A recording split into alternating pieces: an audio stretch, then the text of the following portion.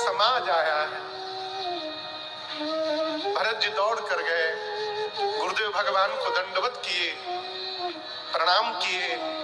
और आपको बताऊं, गुरु जी के बाद ब्राह्मणों का समाज था और उसके बाद माँ कौशल्या, माँ कैकेयी, माँ सुमित्रा खड़ी थी। पहले कौन खड़ा था? माँ, बोलिए, कौशल्या मैया, उनके बाद कैकेयी मैया, फिर सुमित्रा मैया। गुरु जी को मिलने के बाद राम जी अपनी माँ कौशल्या जी को प्रणाम नहीं किए। मालूम किसको मिले? प्रथम राम भेटी कैकेयी। और भैया मैं एक दिन सोच रहा था कि भरत जी माँ को भेंटे नहीं होंगे। भेंटना माने गले लगाना होता है। पुत्र तो माँ को दंडवत करेगा ना हो। यहाँ गोस्वामी जी लिखे प्रथम राम भेटी कैकेयी। नहीं, ये भी हुआ, लेकिन ये बाद में हुआ। माँ घूंघट में खड़ी है, गुरु जी है, मर्यादा के कारण राम जी ने जाकर माँ को दंडवत किया। जब से राम जी का वनवास हुआ है, उसके बाद पहली बार किसी ने कैकेयी मैया को दंडवत किया। माँ घबरा गई, ये किसने दंडवत कर लिया? घूंघट में से माँ ने देखा, और जब राम जी को माँ देखी ना, माँ अपने को रोक नहीं पाई और कैकेयी मैया ने राम जी को उठाकर गले लगा लिया। जब आप किसी के गले लग जाएंगे तो आपका मुख सामने वाले के कान पे चला जाएगा और सामने वाला का मुख आपके कान पे चला आएगा। माँ ने राम जी को गले लगा लिया। गले लगे राम जी ने पूछा, कैसी हो माँ?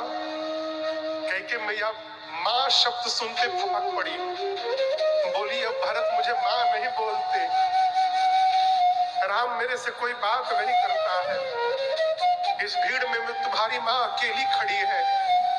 राम जी बोले, माँ भले पूरा जगत तुमसे बात न करे, परंतु देखो तुम्हारा राम आज सबसे पहले आकर अपनी माँ को ही दंडवत किया है, मैं तुमको कभी नहीं छोड़ सकता। अनेक प्रकार से प्रभु ने माँ को समझाया, सभी माताओं को प्रणाम किया, लेकर के आदर पूर्वक समाज को चित्रकूट में गए। और आपको बताऊं,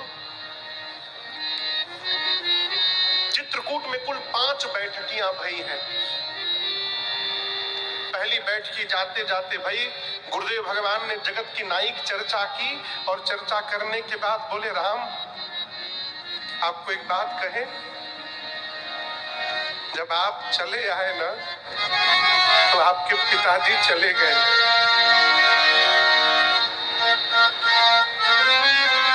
राम जी बोले, क्या कहे? बोले, आप जब वन चले आए ना तो आपके वियोग में आपके पिताजी चले गए। गोस्वामी जी कहते, मरण हेतु निज नेह बिचारी, मेरे प्रेम के कारण मेरे पिताजी चले गए। भे अति व्याकुल धीर धुरधारी, धैर्य के धीरज को धारण करने वाले मेरे श्री रघुनाथ जी व्याकुल हो गए। और गोस्वामी जी कहते, राम जी इस प्रकार रोने लगे कि राम जी को रोता देख पूरी सभा रोने लगी। और जब पूरी सभा रोने लगी तो ऐसा लगा कि मानो आज ही महाराज का महाप्रयाण हुआ हो, इस प्रकार सब लोग रोने लगे। ये प्रसंग कह रहा है, किसी के घर कोई घटना घट जाए तो वहां प्रवचन नहीं देना चाहिए। कई लोग समाज में ऐसे होते हैं कि किसी घर कोई घटना घट जाए ना तो जाके प्रवचन देते हैं, किसको लिए रोते हो, आत्मा अजर अमर है, प्रवचन मत दीजिए। क्यों? पीड़ा उसी को होती है भाई बाप जिसका खोटा है, दूसरे को पीड़ा नहीं होती। राम जी रो रहे हैं, आप दर्शन करिए, जो परमात्मा है रो रहे हैं। भगवान को रोता देख पूरा समाज रोने लगा।